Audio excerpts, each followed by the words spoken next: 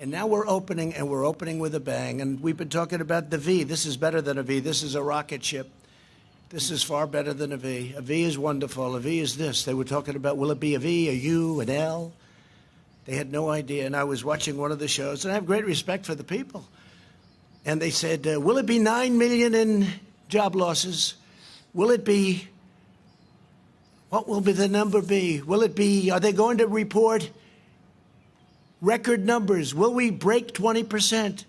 What will the number be? And, I don't know.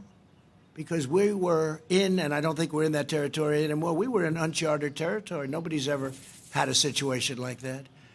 So the number was 9 million, and one of the people was getting, no, I think it's going to be 10 million. That's 10 million negative losses.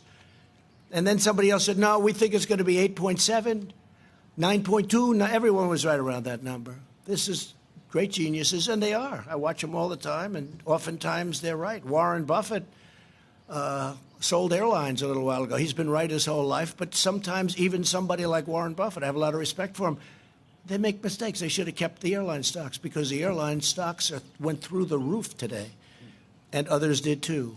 The whole market went through the roof. But they said 9 million job losses, 9 million. It's what going to be. Are we going to break 20%? Are we going to break it? And then the numbers came in, and one of the folks that was reading the numbers said, wow, this is a great number. It's only 3 million job losses. And then reading it and said, I don't think this, I'm not reading this right. Let me look at it again. Oh, wait a minute. This is 3 million gain almost. 3 million jobs gained. And then they shouted out, one of them sort of semi-shouted out, is this a typo?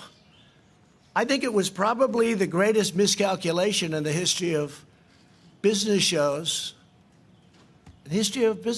talking about Wall Street. And that's okay. But one of the reasons we're in this position is because we had such a strong foundation. So we were able to close our country, save millions of lives, open, and now the trajectory is great. Don't forget, New York is barely included, and that's one of our big ones. California is barely included because they're not open, and they should open. By the way, the mayor of Los Angeles wants to keep this thing closed for a long time. Look at what's going on in Florida. It's incredible.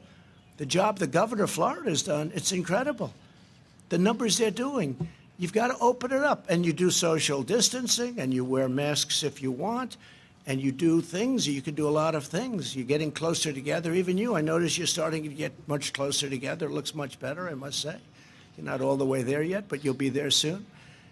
But it's a tremendous thing that happened, and the reason it happened is because we had a really strong patient. We had a patient that was so powerful, so strong, that we could close it and open it. And I give it this analogy. Somebody told me yesterday, it was Larry Kudlow. He said, sir, this is like a hurricane. And we were worried. We didn't know, is this going to be a hurricane or a major, major recession?